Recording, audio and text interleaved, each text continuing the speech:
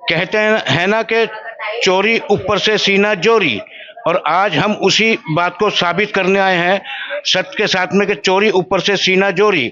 यहाँ थाने waste little ये जो स्कूल है, इस स्कूल के लिटिल फ्लावर स्कूल में पोलिंग हो रही थी प्रभाग क्रमांक नंबर 4 यानी कि वार्ड नंबर 7। और वार्ड नंबर 7 में जो पोलिंग हो रही थी, तो पोलिंग के लिए हर आदमी आता है और हर आदमी अपनी पोलिंग पे अपनी वोट डालने आता है क्योंकि उसका अधिकार है। और उसी अधिकार के माध्यम से मैं आपको दिखाना चाहता हूं कि ये मैडम जी आई थी अपनी वोट डालने, लेकिन इनका वोट ऑलरेडी पहले ही डल चुका था। तो मैं इनसे जानकारी भी लूंगा और उनको मैं यहाँ की जनता को भी बताऊंगा कि कहते हैं ना कि चोरी ऊपर से सीना जोरी, वो इस तरीके की होती है। देखो मैं आपको दिखाऊंगा। और उन्हीं के पति हैं जिनका नाम है राहुल मिश्रा, ये अपक्ष खड़े हुए हैं। इनका चुनाव चिन्ह क्या है आपका? सीटी यानी विसिल हिंदी में बोलते हैं। उनकी निशानी वो है और उन्हीं की ही पत्नी वोट डालने आई थी आज।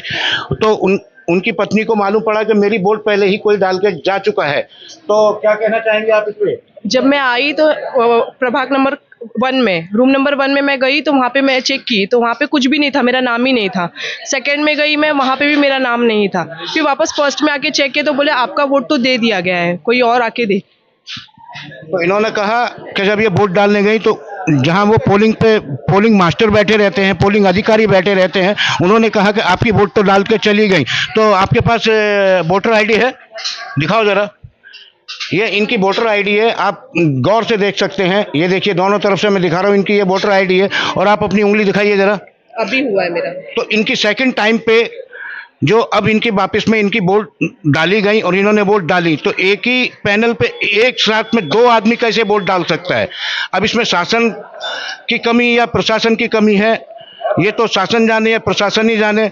लेकिन कहते हैं है ना कि चोरी ऊपर से सीना जोरी, मैंने आपको आज दिखा दी है।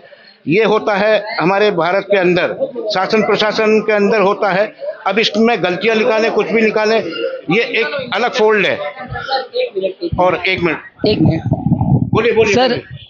सर वो मेरे भतीजे की वाइफ हैं जिनका ऐसा बोगस वोटिंग हुआ। और ये पोलिंग का जो बूथ पर लोगों ने हमारे लिए, मेरी वाइफ के लिए भी 2-3 बूथों पर फिराने की कोशिश की। यहाँ वहाँ ढूंढते ढूंढते करीब आधा घंटा 1 घंटा लगा हमारा। फिर हम उसी बूथ पे आए 1 नंबर पे, बोले नहीं हमारा 1 नंबर बूथ में ही है। तो हमने चेक किया तो उसमें किसी और ने बोगस वोटिंग की थी, प्लस उसका आईडी भी दूसरा डाला गया था।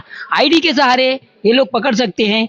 और उसमें मैं ये देखना चाहता हूँ कि अगर कोई पीछे कांग्रेस वाला, बीजेपी वाला जो भी बैठते होंगे, उन लोगों ने नाम गलत दे दिया, किसी और का नाम, शीतल इनका नाम है, शीतल नाम की कोई और औरत रही होगी, तो उस औरत का, जब ये लोग पोलिंग एजेंट लोग गवर्नमेंट के अधिकारी होते हैं, उन लोगों ने अगर गलत भाषण दिया, गलत ये दिया कुछ भी, तो उसके कारण ही ये मेन गलती हुई है। पीछे का पार्टी वाले का हम लोग कोई क्लेम नहीं समझ सकते हैं, लेकिन वो पार्टी वाले का भी नाम मैंने बता दिया है कि ये आदमी ने हमको घुमाया था।